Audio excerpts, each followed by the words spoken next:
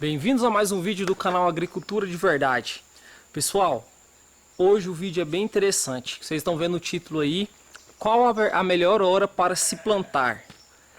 E para a gente começar esse vídeo, pessoal, a gente vai já de cara eu quero falar para vocês que esse tipo de assunto eu ainda estou estudando muito ainda esse tipo de assunto, que é o plantio em relação à lua, né?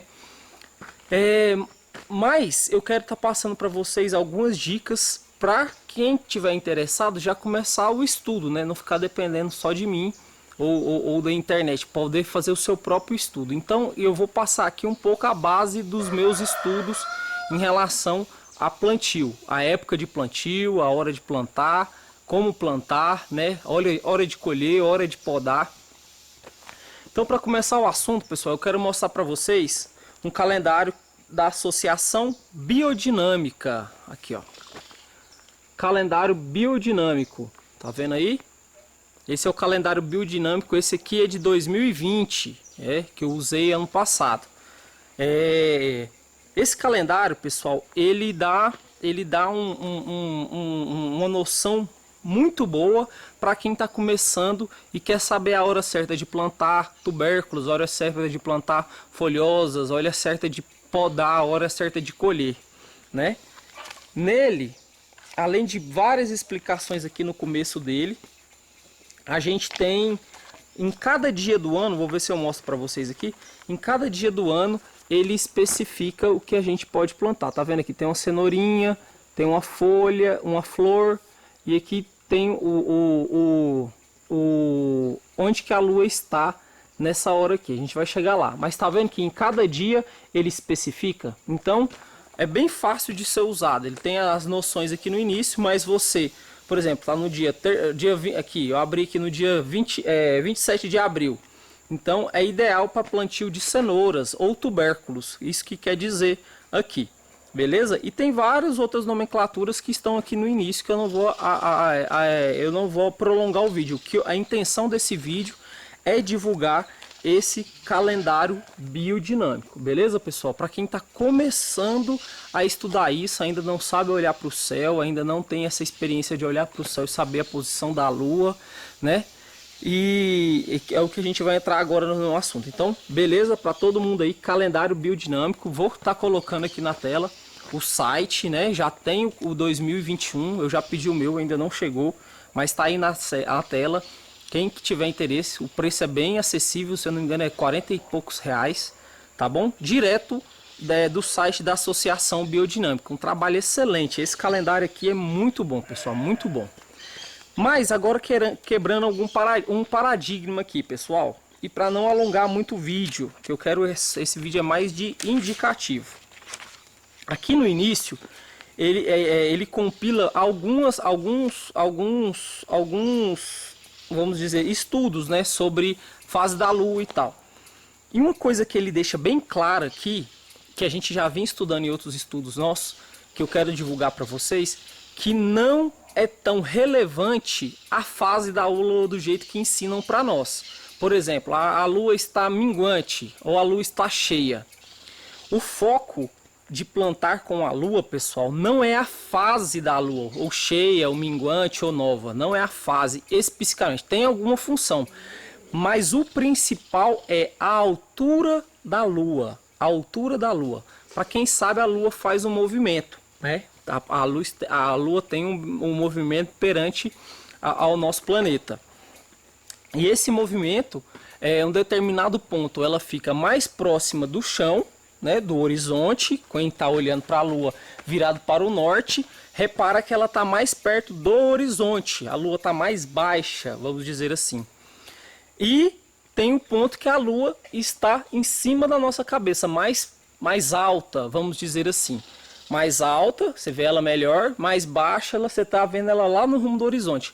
Esse é a principal dica que eu quero deixar nesse vídeo aqui. Estudem a posição do movimento da lua. Essa é a grande sacada para quem está entrando nesse tipo de estudo. Não releve um pouco as fases.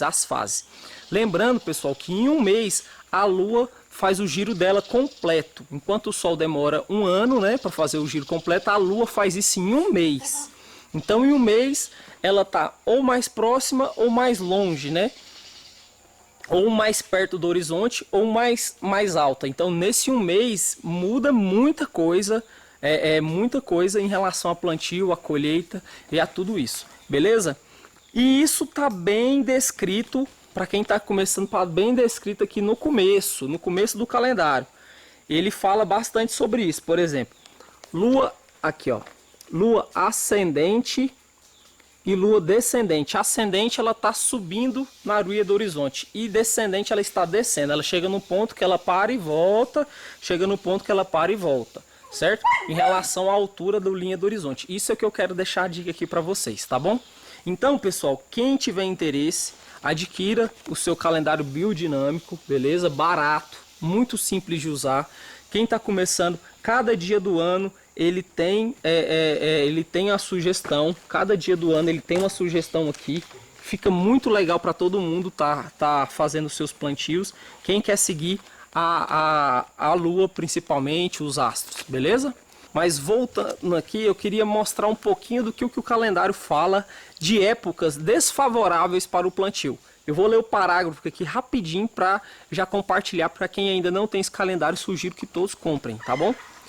São períodos causados, há épocas desfavoráveis. São períodos causados por eclipses, conjunções, possíveis nós da Lua, planetas e outras constelações atuando negativamente.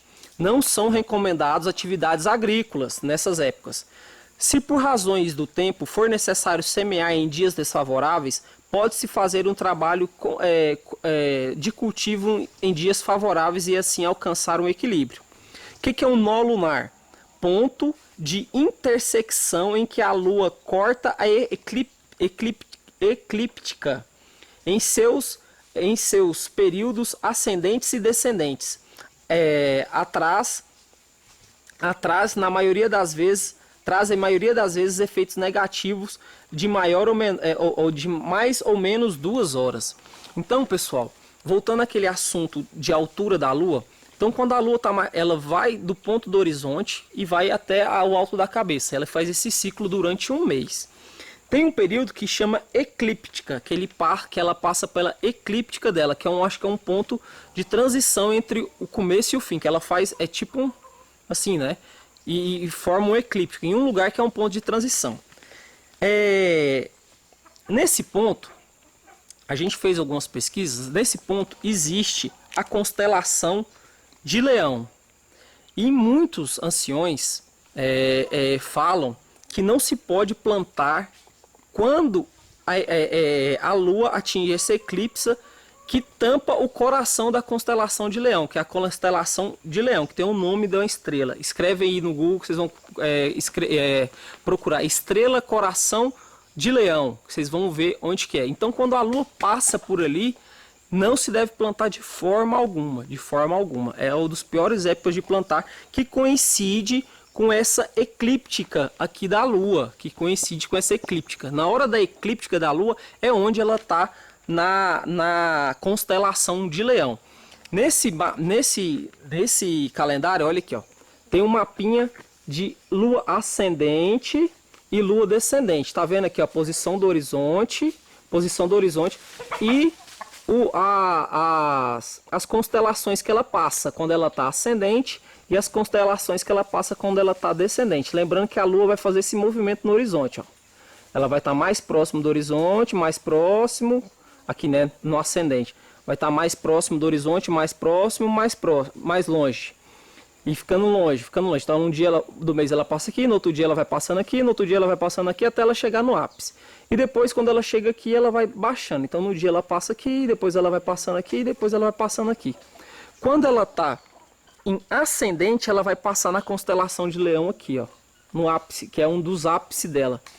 Não entendo ainda porque, eu vou passando para vocês, mas é das épocas de não plantio, viu, pessoal? É a época de que não se deve plantar, não deve se ter atividades agrícolas. Mas aqui também fala muitas outras coisas, como manejo de leite, manejo do fungo, tudo relacionado à alimentação de abelha, colheita e conservação. Ele fala da época de colher, né, em relação à lua, que os alimentos vão ficar mais conservados. Tem muita coisa nesse calendário e eu queria estar mostrando para vocês. Era essa dica que eu queria dar para vocês. Toda honra e toda glória ao nosso Criador dos céus e da terra. Muito obrigado, pessoal.